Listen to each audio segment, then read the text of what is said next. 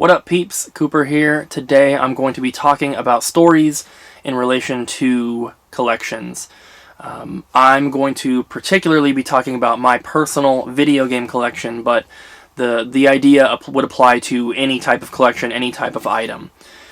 So I have collected and sold my collection on more than one occasion.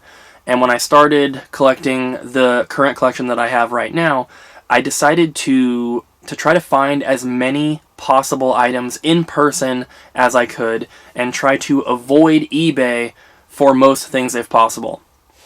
There are obviously items in my collection that I have purchased off of eBay. There are things that if you try to only find them in person, you'll probably never find, particularly when it comes to import stuff. A lot of the controllers that I go after are Japanese exclusives. Finding one of those in person here in the United States would be nearly impossible. So you have to resort to eBay for certain things, but for the most part, I've tried to find most of my stuff in person if I can, and the reason is that a lot of times when you do that, you end up having a story to go along with the item. And it could either be a story about how you found it, it could be a story about what led to getting it, or a story about your attachment to the item, or your nostalgia for it, or whatever it is. But just having a story to go along with an item increases its sentimental value. And obviously, sentimental value does not equal real value, but we're not really talking about value in this video. We're talking more about, your personal attachment to your collection, or to items in your collection. So I was thinking about this before filming and kind of trying to plan out certain things that I wanted to say. This is obviously unscripted, I'm sure you guys can tell as I ramble on, but I wanted to give a couple examples of stories that I have for a couple items in my collection, and then just kind of talk a little bit about why I enjoy collecting this way. So I told you guys that most of the stuff I probably can't pull it off the shelf and give you a story about it, but a lot of stuff I can. And one item that came to mind when I was thinking about recording this was my copy of Rule of Rose for the PlayStation 2. This game currently is selling for like $600 or something like that, which is crazy.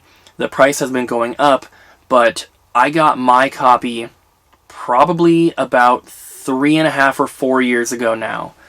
And I have a story to go along with that. So even back then, this was a $200 to $300 game, which is still very expensive for a PlayStation 2 game. That is, you're talking top 5 still, even at that price. So before we opened our store, I was still buying and selling using eBay and Amazon and doing all sorts of stuff like that. And I was doing a lot of Craigslist and Facebook Marketplace deals. And I saw a PS2 bundle. It didn't have a great title. It just said something like PS2 and games or something like that. Photos were not great, but I was able to see in the photos that one of the games included was Rule of Rose. And the whole bundle was like $40. And I was like, okay, that obviously is a great price. So I contacted them. I went and picked it up. Rule of Rose was in there, of course. Now, personally, for me, with my collection this time around, I have decided to at least for disc-based games, to only go complete the first time around. The last time I was collecting, if I got a PS2 game that had the case but no manual, I would still keep it and I would just try to track down a manual later. When I started this collection, I told myself there's no way that I'm ever going to be doing that again, because tracking down manuals for certain games is nearly impossible, or very expensive. When it comes to like an NES or an N64 manual, those are fairly easy to find, but when it comes to like a PlayStation 2 or a Wii manual, good luck finding a lot of those, and if you do, they're probably going to be really expensive on eBay. And good luck finding random Wii manuals in person. That's incredibly hard to do. So when I got that bundle, Rule of Rose unfortunately did not have a manual. And I had to, and I didn't know that before I picked it up, obviously the picture didn't show the inside of the game. It was worth it either way, so I grabbed the bundle. And then I had to decide if I was going to keep the game for my collection and try to find a manual, or if I was just going to sell it and wait to get a complete one later on. I decided to keep it. And with this current collection for disc-based games, that would only have been the second time that I did that. The first time was with Gotcha Force for the GameCube, which is another really hard to find game. But with Rule of Rose, it didn't have the manual, and I had decided to keep it. So, this was before we had opened the store. A year and a half, 2 years, whatever it is, goes by, and then we open our store. And then another 6 months to a year goes by, and finally, somebody trades in a complete copy to the store. So this is multiple years after I got my disc and case that I finally had a manual in my possession. So I was able to take the two copies, combine them, and make the best conditioned complete copy for my personal collection, and then we sold the other one in the store without the manual. So the only PS2 game that I have had to track down a manual for, it took me like 2.5 years. That's why I don't do that. But to me, that's a great story about how I acquired that game. Because not only did I get a fantastic deal on it, the whole bundle was like $40. It had a system and like 10 or 12 games. So that game worked out to just being like a few dollars. And a few dollars for a $200 or $300 game at that time, obviously was a great deal. But it took me multiple years to finally complete that game. And when it comes to my collection, all the stories that I have related to items, that's one that I'm probably not going to forget. Because not only was it a fantastic deal, but it also has, weird things going on. Normally it doesn't take 2.5 years to find a manual. So that's just one. Gotcha Force is another one. The story with that one's not as exciting. It's pretty much the same thing, except instead of getting the game really cheap in a Craigslist deal, I actually bought it from another game store. They originally had it priced at something like $159.99, and a complete copy at that time was going for about $200. And it didn't have a manual, and I was like, I don't know. It was locked up, so I had to ask to see it, and then once I saw it didn't have a manual, I was going to put it back and pass on it. And the guy kept basically talking himself down and giving a cheaper and cheaper price.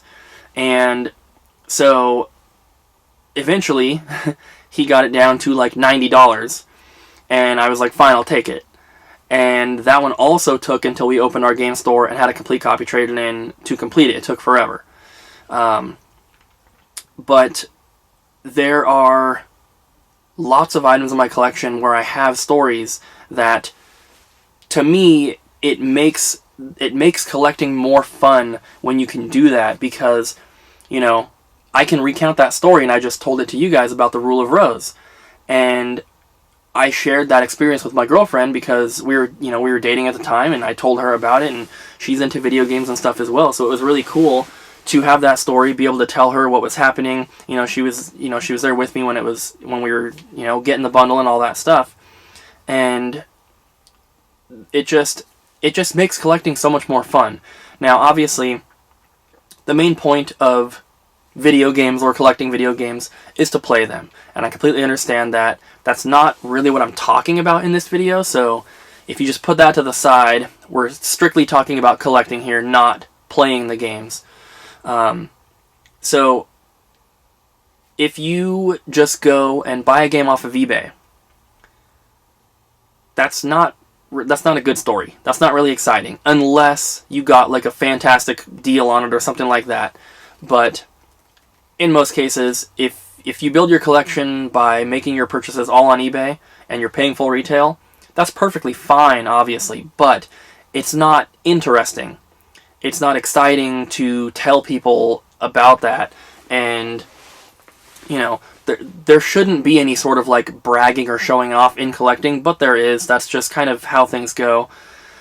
But if you tell someone, if you have a giant collection and you tell someone, I bought everything off of eBay, that it's not impressive, I guess, is another way to put it. And with collecting, it's all personal. You don't have to impress anyone with your collection, obviously. But that is one aspect to kind of think about. Like, is it as fun to just buy everything off of eBay?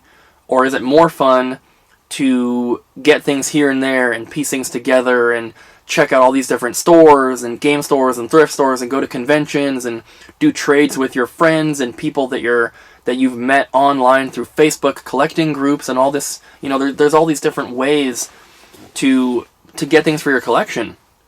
And having that variety and making these deals and negotiating with people and finding that one thing that you wanted at a seller's booth at a convention, it makes it so much more fun. It's not just going on eBay, adding stuff to your cart and checking out. If you have the money, anyone can do that if they had the money, obviously. But finding stuff in person just makes it so much more fun.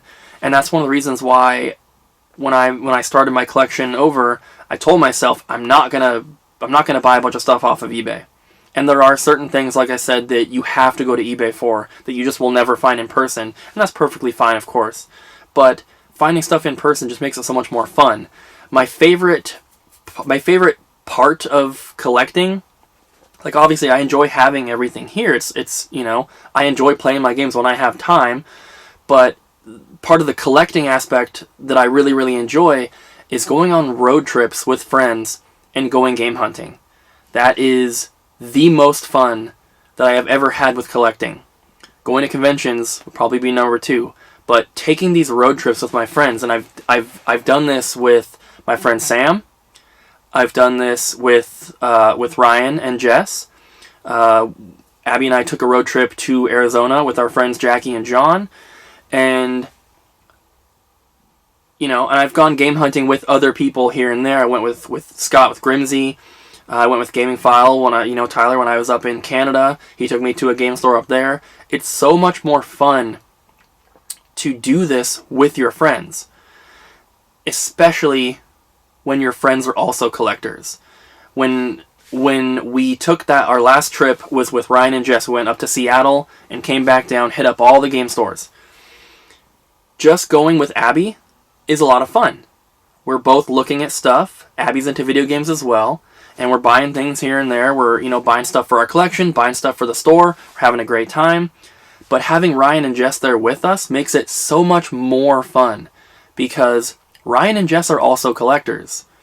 And they enjoy a lot of the same stuff that we do. They enjoy getting stuff in the same way that we do. So taking these road trips and hitting up all these game stores where the 4 of us are looking around at stuff, we're calling each other over, hey, did you see this game? You might want to get this one, blah, blah, blah.